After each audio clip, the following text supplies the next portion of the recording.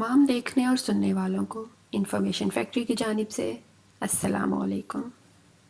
नाज़रीन, क्या आप जानते हैं हमारी दुनिया में एक ऐसा एनिमल भी है जो अपने झुंड की फीमेल एनिमल्स को छेड़ता भी है और उसके बदले में होती है उसकी ठुकाई, और वो भी उस मादा जानवर के बड़ों से।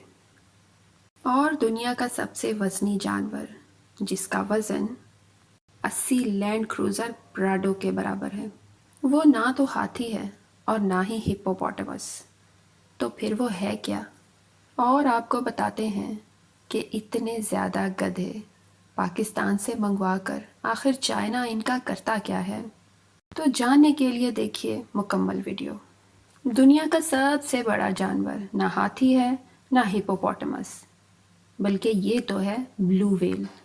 इसकी लंबाई 33 मीटर से ज़्यादा होती है, जो कि 9 मंजिला इमारत के बराबर है, और इसका वज़न 130 टन होता है।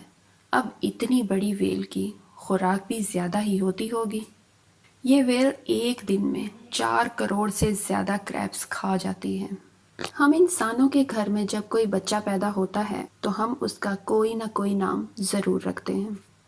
आपको बताएं कि डॉल्फिन एक ऐसा जानवर है, जब वो पैदा होता है तो उसका भी नाम रखा जाता है, और उसका नाम उसकी माँ रखती है। ये एक ख़ास किस्म की विसल से एक दूसरे को बुलाते हैं। हैरत की बात यह है कि मेल डॉल्फिन्स एक दूसरे के साथ दोस्तियाँ करते हैं और उसे निभाते भी हैं, और ये आपस में बातें भी करते हैं। हम इंसानों में जैसे कुछ छिछोरे लड़के लड़कियों को छेड़ते हैं, ऐसे ही मेल डॉल्फिन्स फीमेल डॉल्फिन्स को छेड़ते भी हैं। और जिस तरह उन लड़कियों के घर वाले उन लड़कों की ठुकाई करते हैं, बिल्कुल इसी तरह इनके कबीले की बड़ी डॉल्फिन्स उन मेल डॉल्फिन्स की ठुकाई करने भी जाती हैं। इथियोपिया वो कंट्री है जहाँ पर सबसे ज़्यादा गधे पाए जाते हैं, और पाकिस्तान दूसरे नंबर पर आता है।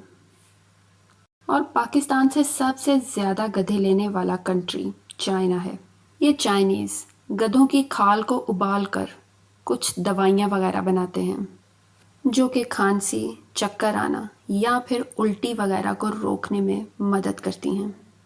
गधा भी एक वफादार जानवर है, लेकिन ये कुत्तों की तरह अंधाधुंध वफादारी नहीं करता, बल्कि बहुत सोच समझ कर फैसला करता है।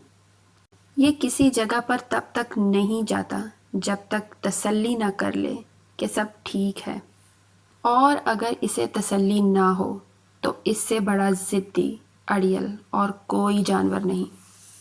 ये वाहद ऐसा जानवर है जिसकी खाल पानी जज़्ब करती है, इसलिए बारिश में ये अक्सर बीमार हो जाता है।